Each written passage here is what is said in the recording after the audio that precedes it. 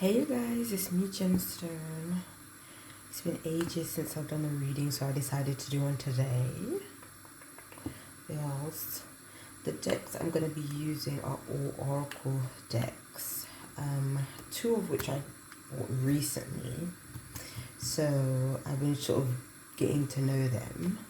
The first one is the Ritual deck, which is pretty cool. It's a deck that is quite unique in that it contains in it different spiritual symbols and tools. So it's kind of a deck that if, for instance, you have certain things are part of your spiritual practice, like crystals and runes and candles and shells and things like that, if you actually can't access certain tools, you could use this deck and you can use them as tools for your magical practice, if you get what I mean. When I show you the cards, you'll kind of grasp like what I'm getting at with this deck. It's quite special, and that's why I'm really happy I was able to get it. I got it off eBay at an amazing price, so yes, I was quite pleased with myself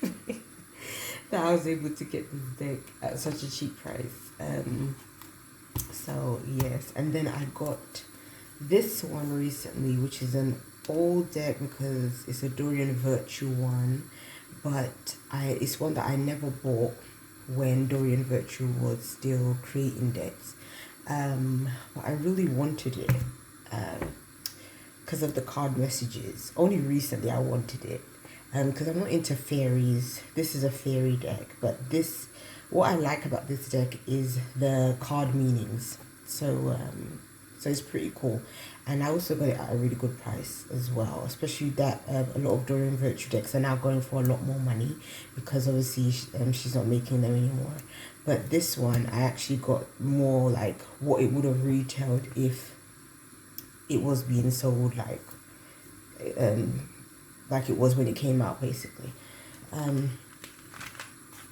And this deck, you would have seen me use this before. This is actually one of my favorite decks, and it just so happens to be a Dorian Virtue deck, which is kind of interesting. Because even though I find Dorian Virtue a bit of a, I don't know, I'm very mixed about how I feel about her, to be honest. I mean, obviously there was all that drama with her denouncing tarot and all this other stuff and divination, which I really did feel a way about at the time. But I have to say, I do think that the decks that she created at the time when she was making tarot and oracle decks, I do think they really were something special. And I just think it's a shame that the direction that her spiritual path has taken her has kind of made her feel quite negatively about the things that she herself created, which yeah, I don't know, that's a bit of a weird thing anyway, that whole why she decided to change paths and her attitude now towards it is really strange. I don't know, but it was her choice, isn't it? So what I'll do first is I think I'll pick from the Ritual deck first, and then you guys can kind of see what I'm talking about with this deck. So this is going to be a timeless reading, and it's going to be for all signs. So let's see what the Ritual deck has to tell us. Yarrow. So this one is a plant and a herb that is showing up, and it is connected to dreams, charm, and allure. That's interesting. Then we have carnelian as a crystal this time showing up. Warrior, creativity, and ambition. Then we have white sage, which is sacred, cleansing, and purification. So what is this? Carnelian, being that it's a orange stone, is connected to the sacral chakra. The sacral chakra is our creativity. In this case, yeah, creativity is on there. Yeah, ambitions and warrior. So all of that is connected to the sacral chakra as well. So it could be that that part of ourselves is being illuminated at this time. This is about following your dreams and ambitions with the yarrow being underneath. So for some of you guys, it could be that your life is going in a different direction when it comes to your creativity, the things that you are ambitious about in your life. It talks about being fearless, taking new chances, new risks with that warrior spirit, fighting for what it is that you deserve or what you feel is rightfully yours, or whatever dream or aspiration you have. Being prepared to go through the challenges that may arise when it comes to following your dreams and ambitions. This allure is kind of really coming forward for me. So it can be the allure of, do you know what? I'm getting intuitively a new relationship for some people. So it can be the allure of a person, or it can just be your own desires and your own wishes. So sometimes we may look maybe at other people and think the lifestyle that they live is what we want for ourselves. Maybe you see somebody literally living out the dream that you want for yourself and you want for your life. And that can be what the allure is. The only thing about that word that can be challenging is sometimes things are not what we perceive them to be. So even if we may feel drawn to something, it doesn't necessarily mean that that's really right for us. It doesn't really mean that what you see on the outside is what the situation is if you get involved in it. So for instance, fame and fortune can be something that you may desire, and on the outside it may have all these positive attributes about it, like, oh wow, like if only I had money to be able to do this and live like this and travel this way and do all this kind of stuff. But then obviously there can be a downside to it all as well.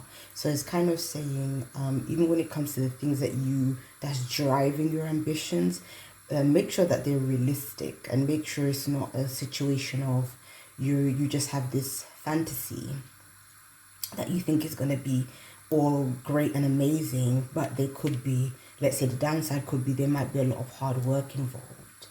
The downside might be maybe you have to travel further than you thought you would have to travel, or the downside might be the people that you have to work alongside, or the way the industry actually is when you get involved in it. It might be different than what you expect.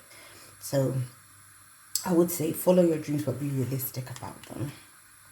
Now the white sage. White sage is clarifying, purification, and sacred. So white sage is always good to use when there's a lot of negative energy around something. So if you have a space, or you're around people that are quite negative, or even people that try to discourage you from the path that you're on.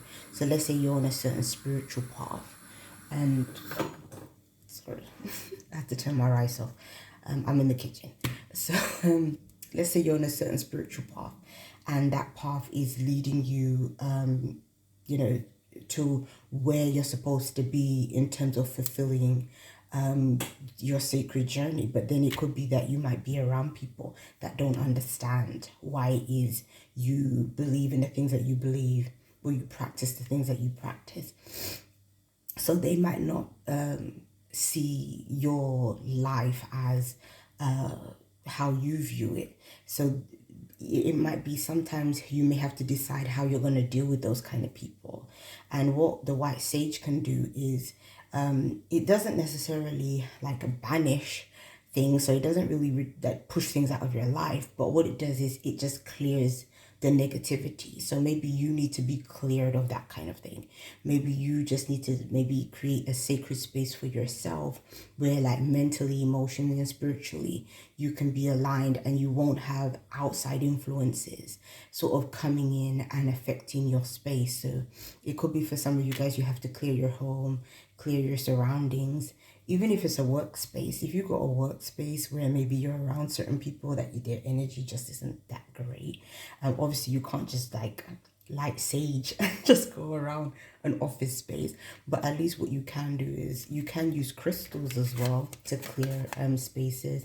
Carnelian is not one I really know for clearing, but again, it is really good for if you need to speak up for yourself, if you need to kind of, again, that kind of creative energy. The warrior energy is definitely the type that don't take no mess. So if people was messing with you, this would be a good stone for you to have around you.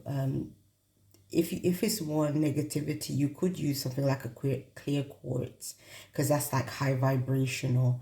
If you did want to banish or send away something that's negative, you probably want a black stone, maybe something like tourmaline, or what's the other one? Black obsidian, something like that, or even like this one, which is why can't I get it now? I have it around my neck and I forgot the other day with it. It will come to me, or I'll put it somewhere. That's my brain for you. I get brain fog at times. But any kind of stone that is usually black is good for like warding off negative stuff. Shungite, that's what this is. A shungite stone.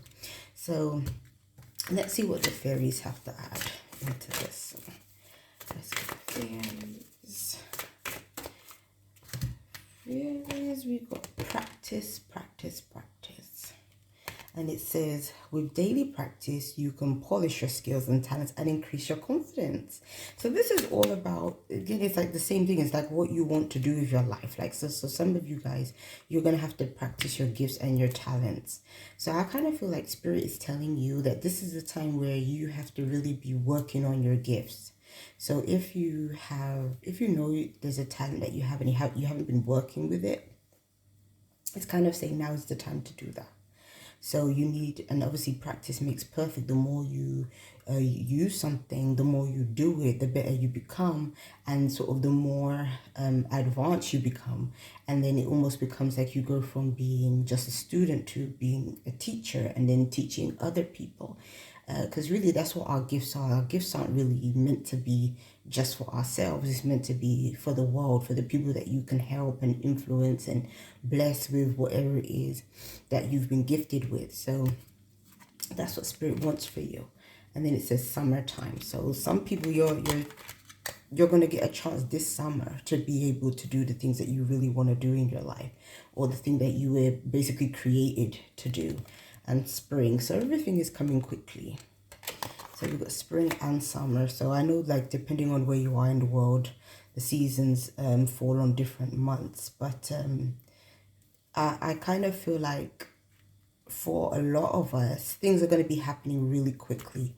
Spring, even if you don't look at it in terms of the season, what spring represents is a fresh start, like a new beginning. Everything is starting to blossom and bloom and everything. So, and summer for most people is, you know, a really kind of more positive time, because obviously you get more sun. Sun is also about connected to ego, connected to the self, connected to what you want people to see you as. So, in terms of, again, gifts and talents, it's time for you to be seen. And this is going to be a new beginning for you. So let's see what the angel therapy deck has to say. So angel therapy. We have, oh my gosh, abundance. So that's why you have to show your gifts and your talents, because your talents and gifts are going to lead to abundance for you. So this is going to be a new sources of income, money, people paying you for your gifts and your talents, people that basically or may give you an idea like how you can monetize your gifts. And because this card is connected to, or this deck is connected to angels, it's almost like your angels, higher vibrational beings, ancestors are surrounding you and basically encouraging you to be able to use these gifts. So they want to see you use them, and you're going to be successful. That's why they want you to use them, because your success lies within what it is you already naturally know how to do. So I think that what basically this whole reading is saying is that some of you guys are basically not on the right path. That's what it's saying. It's like some of you guys, your angels are trying to get you on the right path, but you're not on the right path because you're not listening to them. It's like, so if you're finding that your money is stagnant, your life is feeling stagnant, things ain't really going how you want them to, it's because you're not on the right path. And they're basically saying, instead of you doing something that doesn't inspire you, something that you don't really want to be doing, it's like now is the time that you have to focus on what you're here to actually do. And you already know what that is because it's a part of you. You're already good at it. So it's almost like, why are you not using this to be able to better your life? Why are you not doing this in order for you to become successful? So, and it says no, that's why. That's the reason why you're not following your path, because you might be feeling like you're going to get rejected, or maybe you tried before and the door was closed in your face, or people told you weren't good enough, or people, just weren't encouraging. But it's kind of saying, even though that may be the case, you're not supposed to just give up and throw in the towel. Because sometimes you can get a number of doors closed in your face, but it's just like one door has to open that can change everything, And sometimes you just have to keep on going. That's where like this practice card comes in. It's like you have to keep on trying, keep on advancing yourself, keep on perfecting. That's what it is, perfecting your skills, fine-tuning your skills all the time. So even if people don't see it or they don't acknowledge it, you have to be brave and be strong and be bold in order to put what you're creating out there. So that's your message for today, you guys. I hope you're doing well. I'll be seeing you. Bye.